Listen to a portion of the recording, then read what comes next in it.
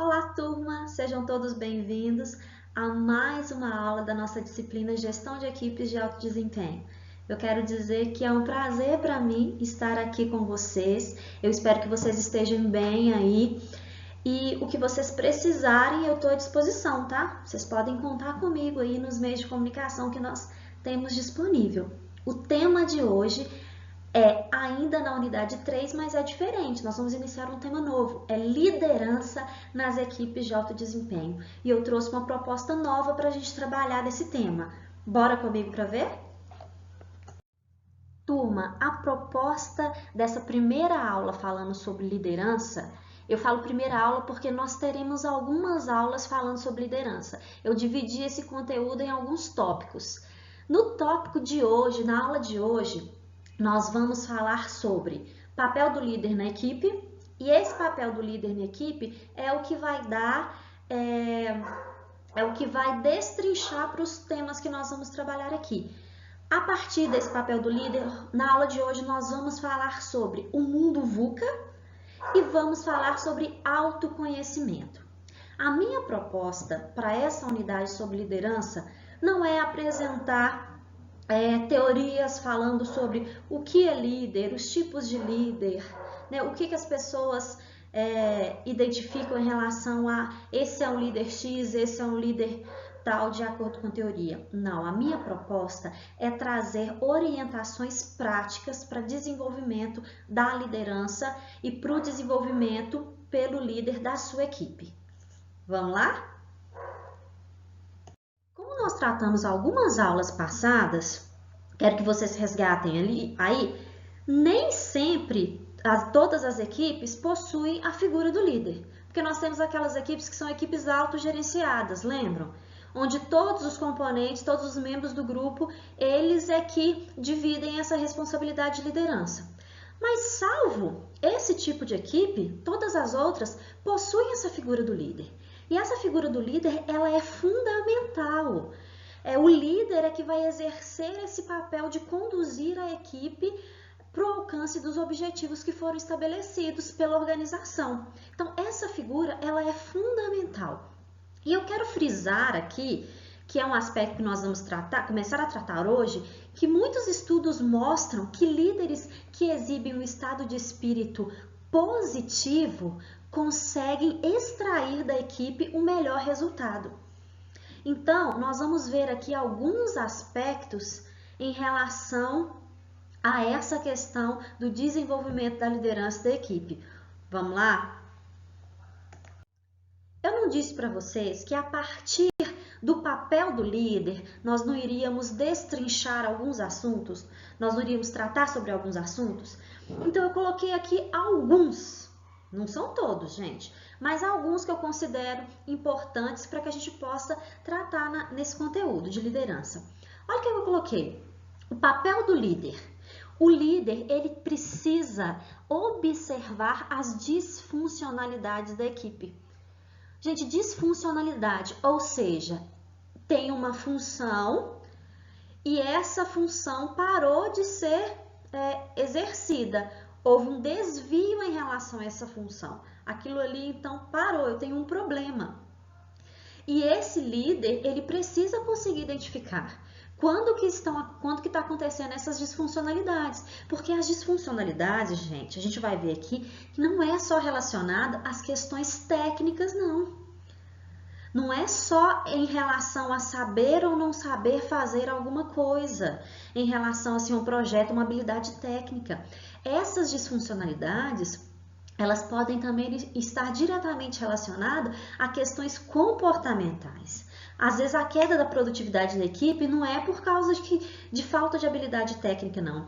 A queda de produtividade pode estar relacionado a uma questão mesmo comportamental. Há altos níveis de conflitos não tratados, falta de comunicação. Então, nós vamos estudar, nós vamos ver essa importância da comunicação e do desenvolvimento da confiança e dos relacionamentos dentro da equipe. Então, ele precisa estar sempre atento a essas quedas de produtividade, conseguindo identificar o que está causando isso. Né? Ele precisa ter, a gente fala esse esse sentimento apurado em relação, essa visão apurada em relação ao que está acontecendo com a sua equipe. Mas para isso, ele precisa conhecer a sua equipe. Nós vamos ver sobre isso. Incentivar novos aprendizados, conquistar comprometimento e confiança, lealdade nos membros. Nós vamos ver aqui, confiança é a pedra fundamental do líder, da equipe. A partir da confiança, então, vem a coesão, vem o comprometimento, vem o engajamento em prol mesmo de todos da equipe. E para isso, eu vou trazer um assunto aqui que eu acho muito interessante. Como que você pode desenvolver a empatia dentro da sua equipe? Para que você consiga entender melhor as pessoas e as suas necessidades e expectativas em relação a você que é líder ou a equipe. Estimular trocas de feedback, e para isso nós vamos ver sobre comunicação. Principalmente a comunicação não violenta. Você já ouviu falar sobre isso? Comunicação não violenta? A comunicação afetiva também? Nós vamos falar sobre isso. Restabelecer a consciência da equipe para o resultado, quer dizer, estar sempre ali de olho e prestando atenção no que está acontecendo para fazer com que as pessoas voltem para o caminho que foi traçado. Buscar soluções ou solucionar a ajuda de terceiros para resolver impasses, para resolver conflitos, gente. Então, a gente precisa falar um pouquinho de gerenciamento de conflitos, né? E para isso eu vou trazer algumas técnicas para você saber como se comportar diante de conversas difíceis dentro da equipe. Então, eu preciso que você fique comigo até o final. Hoje nós vamos falar só sobre um tópico, mas nas próximas aulas a gente vai desenvolvendo conteúdo. Arruma um lugar confortável aí na sua casa. Pega uma pipoquinha se quiser. Não é filme não, mas pode pegar uma pipoquinha e ver essa aula aqui. Antes de falar de fato sobre o indivíduo, o líder, nós vamos falar sobre o cenário em que esse líder está inserido hoje. Na aula passada, nós não falamos sobre Indústria 4.0? Não falamos sobre isso? Eu espero que vocês tenham visto essa aula. Se não viram, volta lá no material de semana passada, dá uma olhada, porque isso é importante também para a gente entender essa questão que nós vamos discutir agora. Qual que é o cenário que os líderes hoje enfrentam, gente? Em relação à sua atuação, em relação à atuação junto com a equipe. Não é um cenário de incerteza? Então, o líder hoje, ele está liderando em tempos de incerteza. E essa incerteza, nós vamos entender um pouquinho o que ela significa. Vocês já ouviram falar em mundo VUCA? Não? Então, vamos ver o que significa? O mundo VUCA é um mundo de volatilidade, incerteza, complexidade e ambiguidade. Olha se isso não diz muito sobre o cenário atual que nós estamos vivendo, o cenário em que os líderes estão atuando. Olha, o que significa volatilidade? Eu até trouxe aí algumas figuras, porque às vezes a gente consegue entender mais relacionando com a figura do que só com a palavra, né? Volatilidade quer dizer inconstância, que muda com muita facilidade. Uma hora é isso, outra hora é aquilo, uma hora tá certo, outra hora tá errado, uma hora eu tô ganhando, outra hora eu tô perdendo. É muita inconstância. Incerteza, dúvida, imprecisão. Esse mundo em que é difícil definir as coisas e falar, não, vai ser sempre desse jeito. Porque a gente sabe que com a volatilidade, a incerteza é certa. A gente só tem certeza dessa incerteza. Entenderam? Porque se esse mundo é inconstante, a inconstância gera imprecisão, gera dúvida. Então fica muito mais difícil de estabelecer estratégias, de tomar decisões e falar, não vai ser sempre assim, eu tô certo e não vou mudar. As pessoas, elas precisam estar em constante adaptação, Um mundo complexo. O que é complexo, gente? Quando vocês vão fazer alguma atividade ou algum trabalho, falam, nossa, isso aqui é complexo demais. O que vocês querem dizer? Nossa, como que isso é difícil? difícil. Às vezes é difícil de você entender aquilo que está acontecendo, porque as mudanças foram rápidas, foram drásticas, às vezes não te deu nem tempo de processar aquilo e você já está no processo de mudança. Olha a situação que nós estamos vivendo. Não é essa situação, nossa realidade hoje. Nós tivemos tempo, gente, de nos adaptarmos a essa situação que nós estamos vivendo. Foi perguntado para você assim, olha, você quer assistir às aulas online? Porque, na verdade, a gente nem teve esse poder de decisão, porque não dependeu da gente, porque nós não estamos inseridos nesse sistema em que nós influenciamos e nós somos influenciados pelas coisas. Então, quer dizer, aconteceu alguma coisa que estava além do nosso controle e nós precisamos nos adaptar. A gente teve que se adaptar da melhor maneira possível. Esse é o mundo VUCA, onde as coisas vão acontecendo e a gente precisa buscar estratégias no momento. Né? São estratégias contingenciais para aquele momento, para que eu possa continuar naquele caminho em busca do objetivo. Ambiguidade pode significar coisas diferentes. Esse mundo ambíguo, gente, você já não se deparou com essa situação, não? Às vezes a gente passa muito por isso em relação a alguma coisa que você ouve. Você ouve, para você significa uma coisa, para o outro significa outra, para o outro significa outra, depende muito às vezes do contexto em que aquilo está inserido. Então o mundo VUCA é esse mundo. Esse mundo VUCA é um mundo volátil, incerto, complexo e ambíguo. E nós estamos inseridos nesse mundo VUCA. E a gente precisa se adaptar constantemente.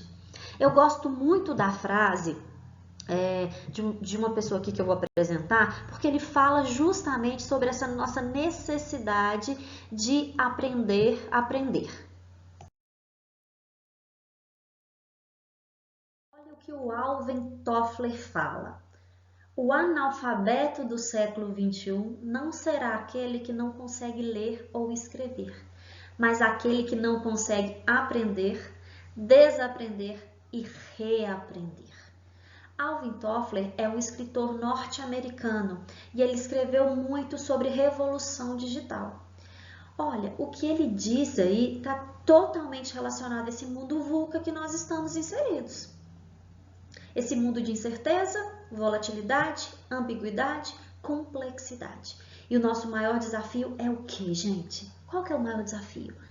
É adaptação constante, porque para isso nós precisamos estar constantemente revendo os nossos modelos mentais.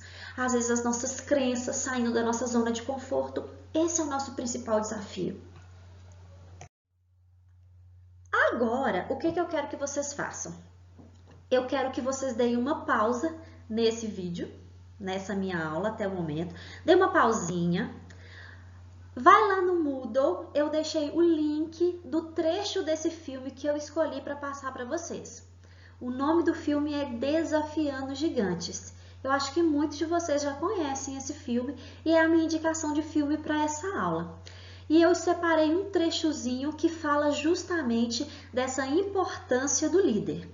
Então, vamos fazer o seguinte, dá uma pausinha, vê o trecho desse filme, porque eu não consegui disponibilizar aqui, e eu vou esperar vocês para a gente conversar sobre isso.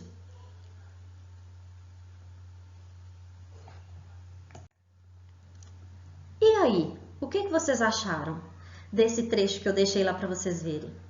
Vocês perceberam como que é a importância do líder para o desenvolvimento da equipe? Você já pensou, você está numa equipe onde o próprio líder não acredita no alcance do resultado?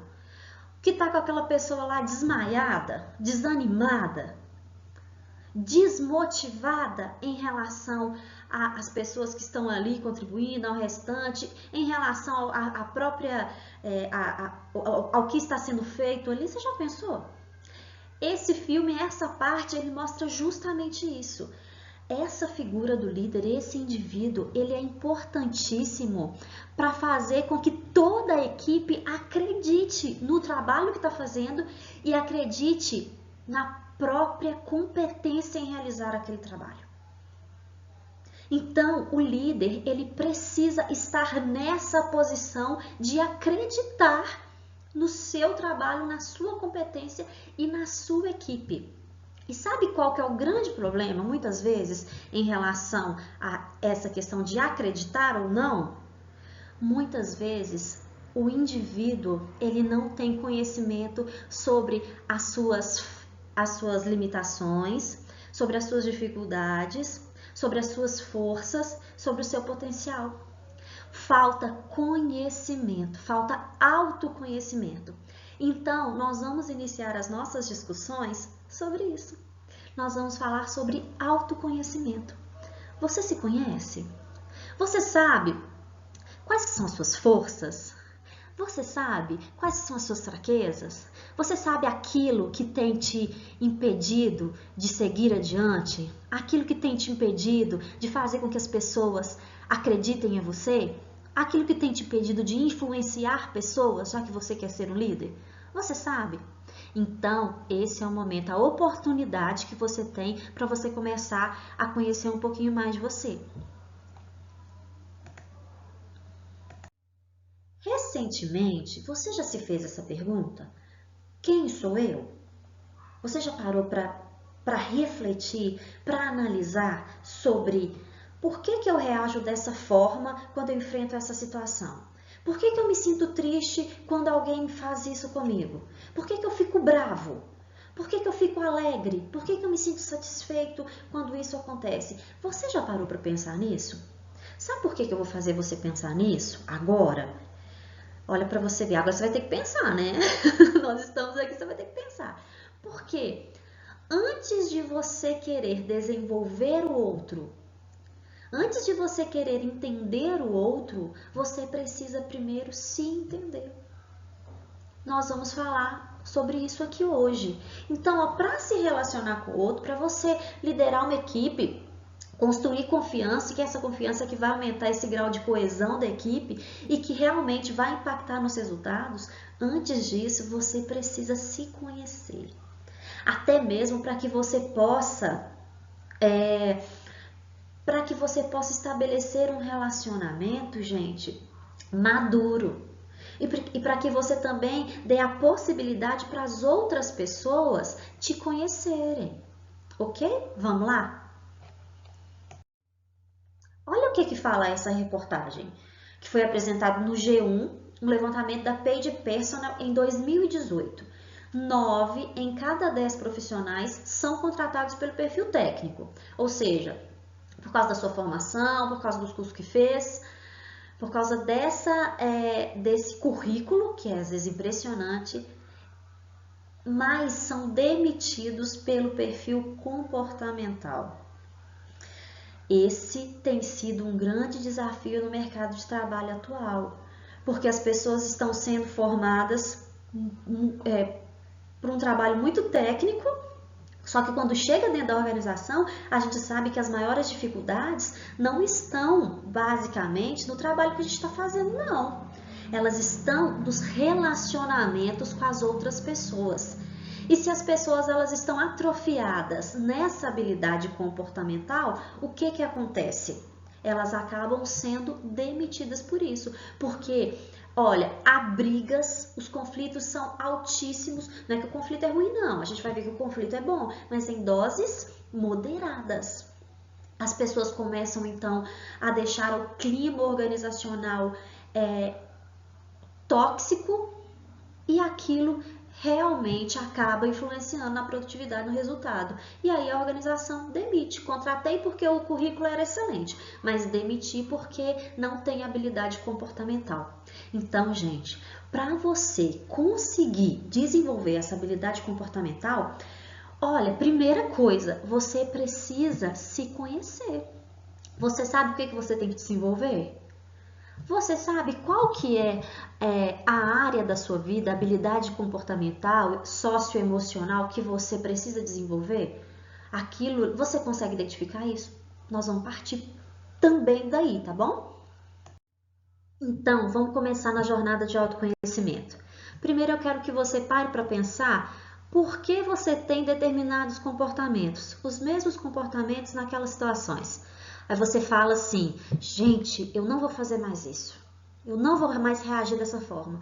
Mas aí vem uma outra situação e você acaba tendo o mesmo comportamento, a mesma atitude. Vamos entender por que isso acontece? Olha aqui, eu coloquei o ciclo da atitude do indivíduo. A nossa atitude, ela é composta por algumas fases. Vamos entender como que é isso? A gente tem o componente da atitude da gente, que a gente fala que é o componente de cognição. Esse componente de cognição está relacionado a conhecimento, o conhecimento que nós adquirimos ao longo da nossa vida, resultado da bagagem de vida que a gente tem, que é resultado da nossa criação, que é resultado da nossa socialização, das crenças que nós fomos aprendendo, dos valores que a gente foi adquirindo. Então, nesse primeiro componente da nossa atitude, que está relacionado aí à bagagem de vida, às nossas crenças, aos nossos valores, a essa construção, vou dar um exemplo. Olha aí. Por exemplo, eu vivia num lar em que eu via sempre o meu pai sendo rude com as pessoas que estavam ali. Era rude com a minha mãe, era rude com a gente, com os filhos. Ele era rude, ele era aquela figura autoritária. Só que, mesmo sendo rude, sendo grosso, ele conseguia o respeito, quer dizer, ele conseguiu o respeito que eu falei, ele conseguiu com que as pessoas fizessem o que ele queria. Ele tinha as suas exigências atendidas. E eu convivi nesse lar assim. Essa era a figura, minha figura de referência, minha figura de autoridade. E a autoridade, na verdade, ele era muito autoritário, mas eu via como uma figura de autoridade, né? A hierarquia para mim era representada daquele jeito. Então, eu fui vivenciando com aquilo, aquela situação, meu contexto era esse. E o que eu internalizei? Ser rude é o caminho para conquistar respeito.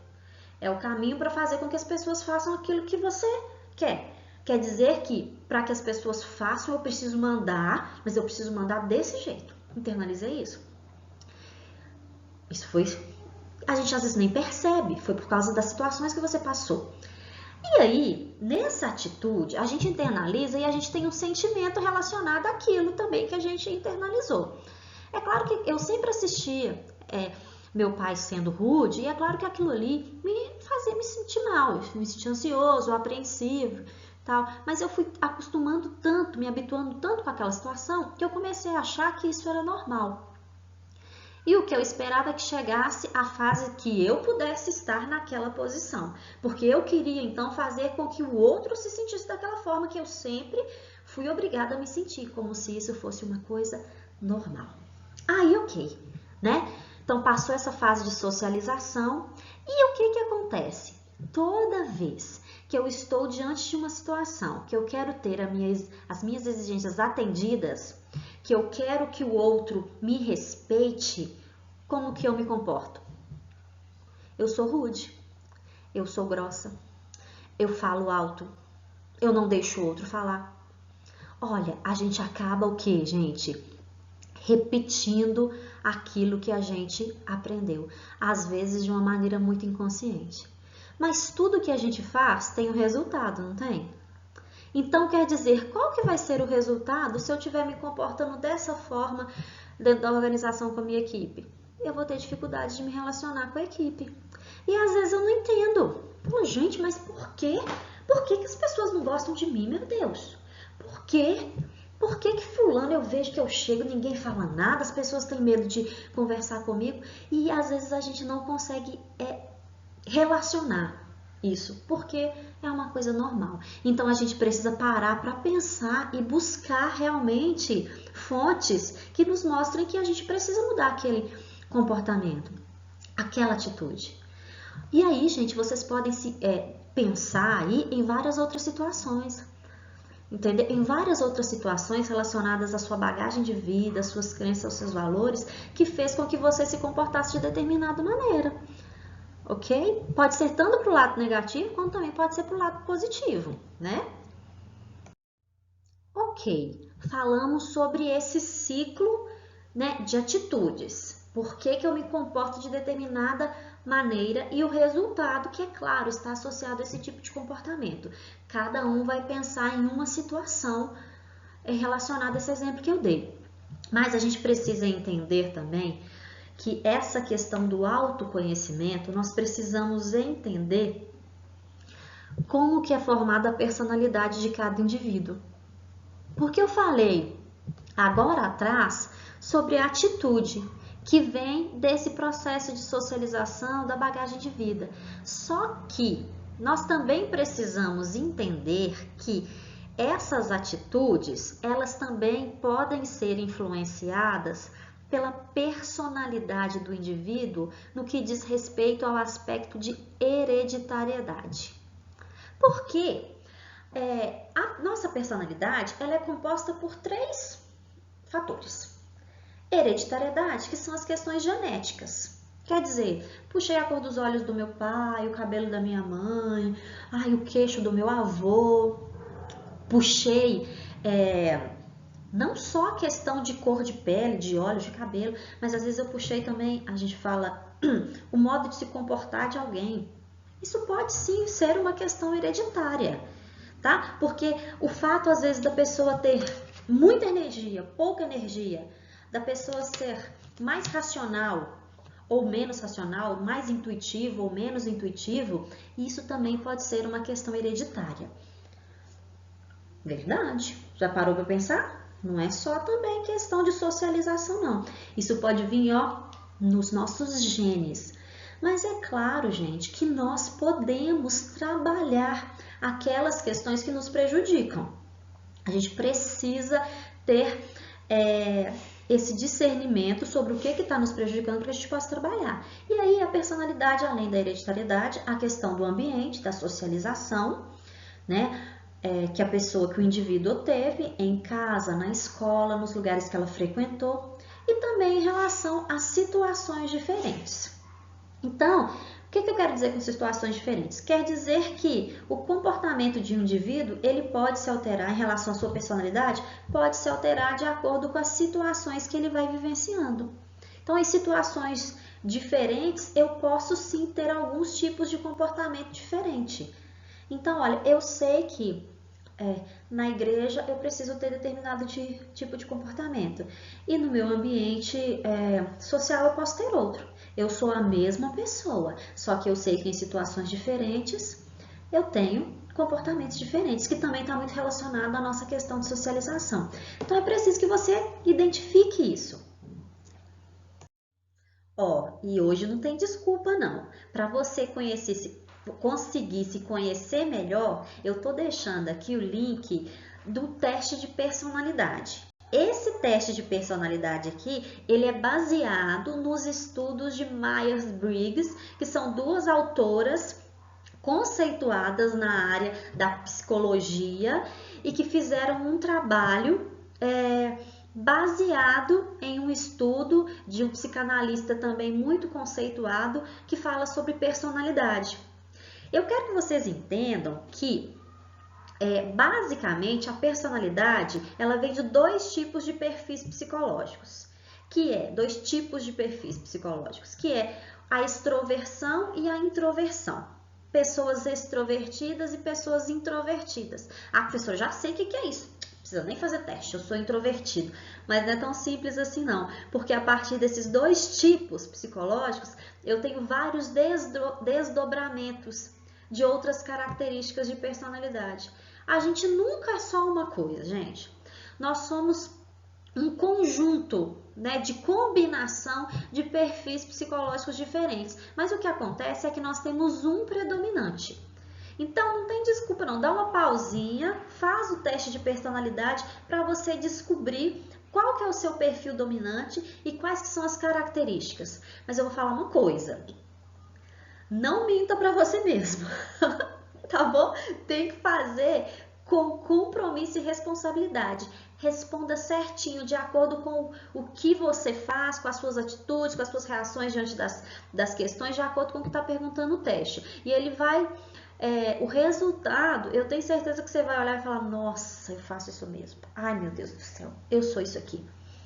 Faça o teste, mas vai ter muitas coisas ali também que vão vir, que vão surgir, que vão te ajudar a te entender, que você reagia de uma forma, mas que você não entendia por quê. Então faz o teste de personalidade para você ver se você é mais racional, mais intuitivo, se você é mais prático ou se você é mais emocional, se você é mais jogador, se você é mais analítico. Faça o teste. E aí você me conta? Me conta o que deu?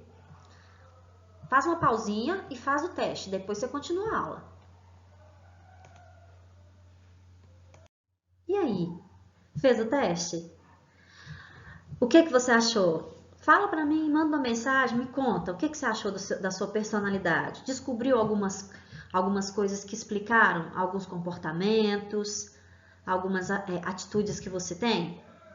Então tá, nós vamos continuar explorando nessa exploração do seu eu, né? Nessa busca de autoconhecimento. E para isso, agora, nós vamos conhecer os seus sabotadores.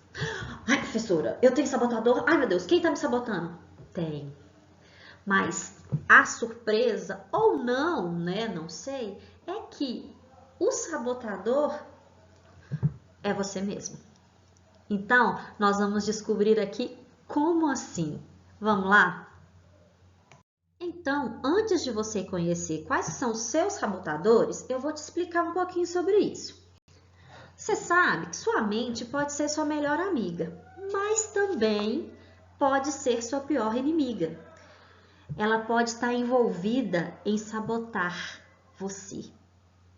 A sabotagem a você mesmo é causada por esses sabotadores da sua mente, que são seus inimigos internos. São um conjunto de padrões mentais automáticos e habituais, cada um com sua própria voz, crença e suposições que trabalham contra o que é melhor em você.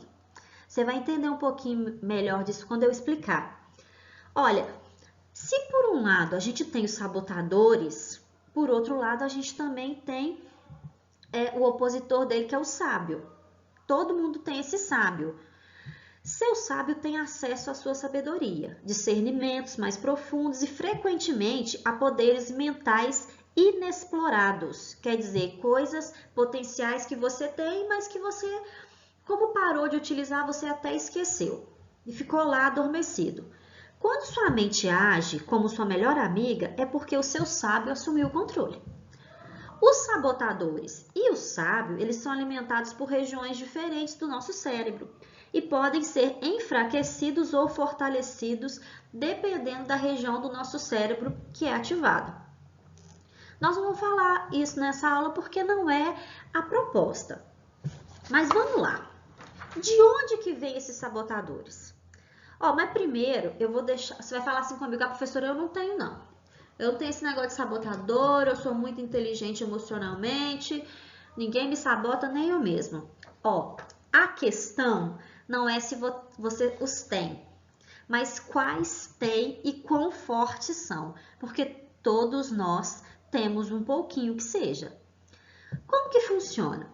Eles começam como guardiões, que nos ajudam a vencer ameaças reais e imaginárias à nossa sobrevivência física e emocional quando nós somos crianças. Quando nós chegamos à idade adulta, esses sabotadores não são mais necessários, mas eles se tornaram habitantes invisíveis na nossa mente. Eles formam as lentes pelas quais vemos e reagimos o mundo, sem saber muitas vezes que nós estamos usando essa lente.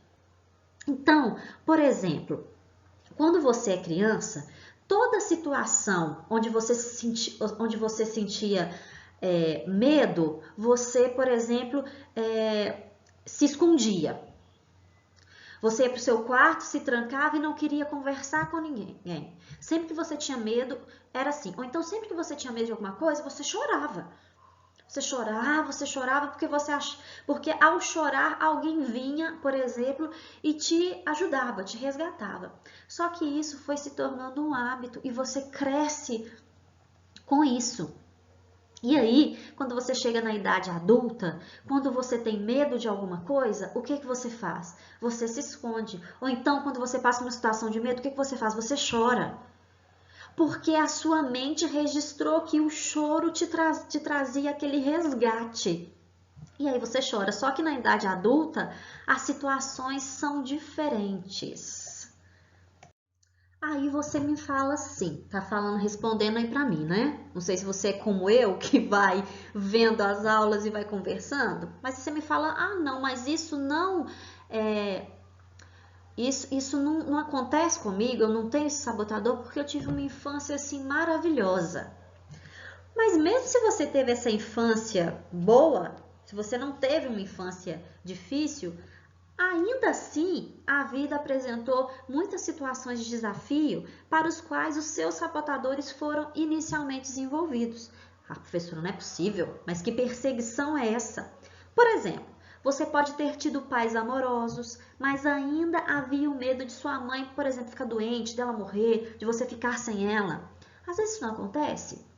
Você que é pai, você que é mãe, ou você que todos nós já fomos filhos, aquele medo de ficar sem a mãe porque gostava muito da mãe.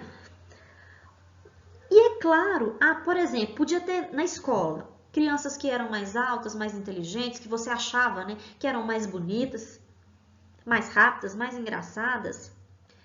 Umas que você achava que não gostava de você. Ou seja, em algum momento,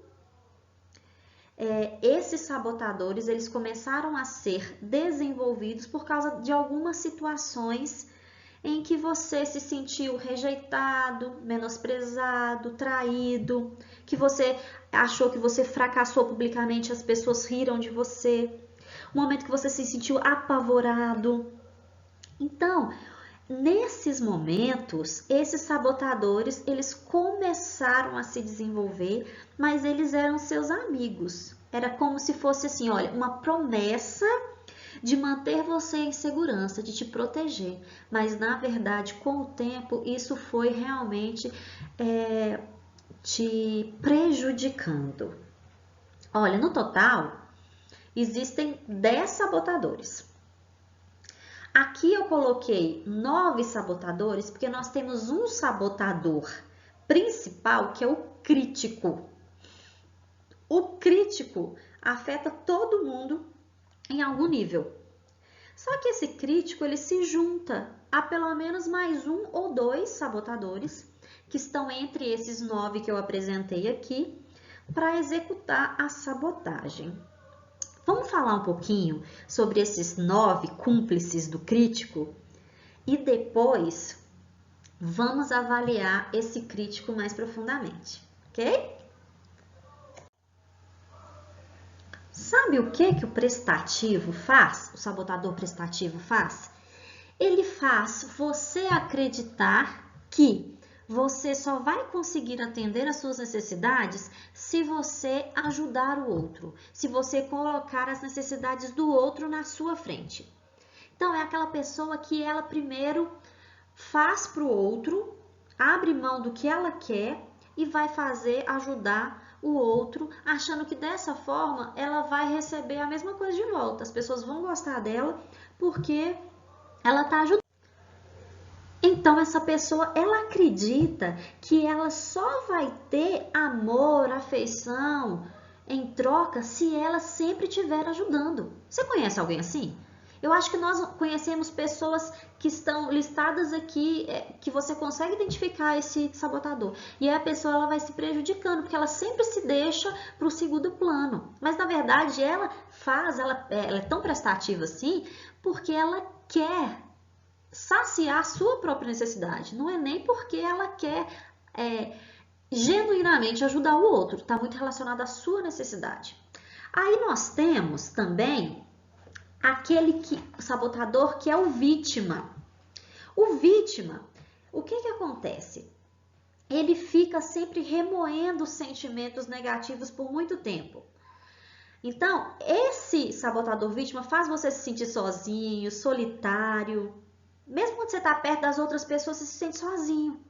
Dá aquele sentimento de melancolia, de abandono. Você fica sempre se comparando com o outro e sempre acha que você é menos. E às vezes você tem até umas mentiras para justificar esse papel, esse sabotador de vítima. Você fala assim, talvez se eu ficar nesse papel de vítima eu receba um pouco de amor, um pouco de atenção, sabe? Então a pessoa até tenta mentir para ela mesma. Então, a vítima é uma estratégia para extrair um pouco de afeição das outras pessoas, né? E fica imitando um falso sentimento de que tá sempre, né, que tá triste, que tá melancólico. Ou não, né? Ou às vezes até isso é desenvolvido na pessoa, aquele estado vira uma coisa assim habitual. E o inquieto? O inquieto é aquela pessoa que ela busca constantemente a próxima atividade, ela quer estar ocupada o tempo todo. Só que raramente ela fica em paz ou satisfeita com o que ela está fazendo no momento, porque ela sempre está pensando na próxima coisa. Ela fica impaciente com o que está acontecendo naquela hora, porque ela já quer saber o que vem depois, ela já está pensando com o que vai fazer depois. Se sente sempre inquieto, olha para você ver a sabotagem. Faz com que a pessoa se sinta sempre inquieto, sem paz, não se concentra no momento presente. O hiperracional é aquele sabotador que a gente consegue ver na pessoa como característica, aquela pessoa que ela fica focada intensamente em tentar analisar tudo com racionalidade, inclusive os relacionamentos. Tudo tem que ser baseado em fatos, em questões muito concretas, e ele fica muito frustrado pelas outras pessoas não conseguirem fazer isso. Ele quer que todo mundo também tenha essa análise da mesma forma que eu. A fuga para a mente racional gera uma sensação de segurança ou uma sensação de superioridade intelectual. Às vezes a pessoa pode achar que ela é melhor até do que o outro e pode até demonstrar isso. O insistente. O insistente tem muitas pessoas assim. Olha o que é o insistente. É aquela pessoa que é focada no perfeccionismo, necessidade de ordem, de organização, só que isso é levado a um grau muito extremo, que gera frustração constante e decepção com ela mesma, porque ela sempre acha que ela está fazendo menos do que ela poderia fazer, que ela queria conquistar um alto padrão que ela não está conseguindo, porque ela busca a perfeição. Isso é muito ruim para a pessoa, né? Isso é muito ruim, a pessoa tem dificuldade de lidar com mudança, ela fica extremamente ansiosa e frustrada constantemente. O esquivo, eu acho que vocês já até pensaram aí. Sabe aquela pessoa que vive se esquivando? Vive se esquivando de resolver um problema, vive se esquivando de enfrentar um conflito, de confrontar alguém cara a cara. Ela vive fugindo das coisas, das tarefas difíceis, desagradáveis. Então ela fica focada só no positivo e no agradável, de uma forma muito extrema. E aquilo que ela acha que é desagradável, ela tenta fugir, se esquivar. Aí nós temos o hiperrealizador. O hiperrealizador, o que ele vai fazer? É aquela pessoa que ela quer sempre estar desempenhando alguma coisa. Ela não consegue ficar parada. Ela é muito competitiva, e ela gosta, é muito importante para ela a questão do status. Ela é centrada, concentrada em alcançar o sucesso. Aí ela é aquela pessoa que a gente fala que é workaholic, que só fica trabalhando, e ela perde um pouquinho não, ela perde muito esse contato com outras áreas, né, com convívio social, com a família. Essas necessidades emocionais de relacionamento, elas são colocadas de lado. Esse é o hiperrealizador. E o hipervigilante? O próprio nome já fala pra gente, é aquela pessoa que está vigiando o tempo todo, aquela pessoa que tem medo de que alguma coisa aconteça e vai atrapalhar aquele momento que tá tudo bem. Nossa, tá tudo bem, mas ai meu Deus do céu, será que tá tudo bem mesmo? Será que não tá acontecendo alguma coisa por detrás? Alguém tá tramando alguma coisa? Vai dar errado? Eu tô fazendo esse exercício, mas o sistema vai travar e vai cair. Eu tô vendo a aula da Rosa, mas na hora da prova eu não vou lembrar de nada. E ela fica sempre com esse sentimento, com essa ansiedade, pensando no futuro e ela nunca descansa. E por fim, o controlador. Controlador quer dizer, ele quer sempre estar no controle das coisas. Se ele não tiver no controle, ele não se sente seguro. Ele acha que as coisas só vão dar certo se ele estiver no controle da situação. Eu tenho certeza que você lembrou de alguém ou você se identificou nessas explicações aí que eu falei, não foi? Fala a verdade. Agora faltou falar de um, que eu não falei, que tem o crítico, que o crítico é o sabotador principal, mas que ele precisa dos cúmplices. Eu falei dos cúmplices primeiro, não foi? Todos esses 9 sabotadores que eu apresentei são os cúmplices, mas o crítico é o principal. Ele precisa de uma ajudinha desses outros. Mas sabe o que o crítico faz? O crítico ele acha defeito. Ele acha defeito. Mas ele acha defeito, ele pode achar defeito nele mesmo.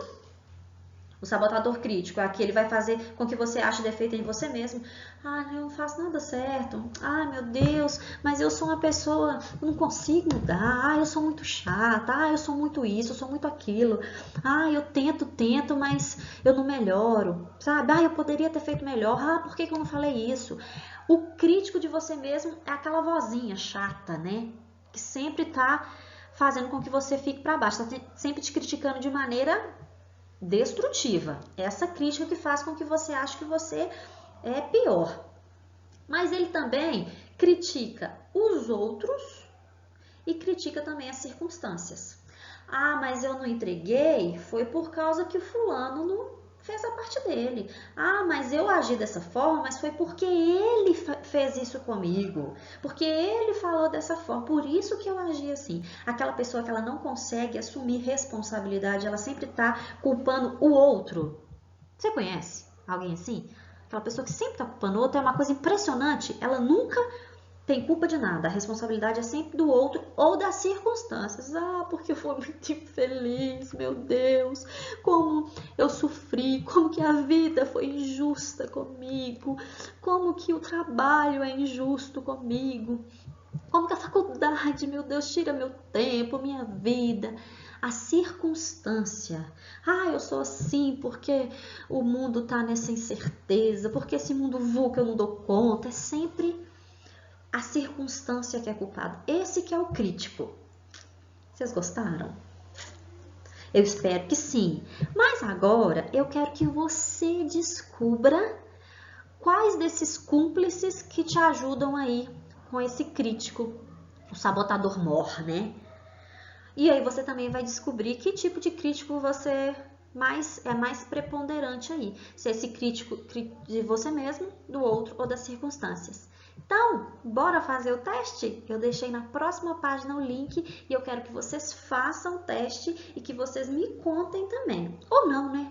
Pode ser também só para você, se você não se sentir à vontade, porque é para você se conhecer, para você buscar estratégias de melhorar. Ah, eu não quero assim, eu não sabia que eu me colocava nesse papel de vítima. Não quero. Gente, isso é tão interessante porque a gente se vê nas situações do dia a dia, passando por aquilo e a gente consegue ter um olhar diferente. Você fala, ai meu Deus, eu tô me sabotando aqui, deixa eu mudar.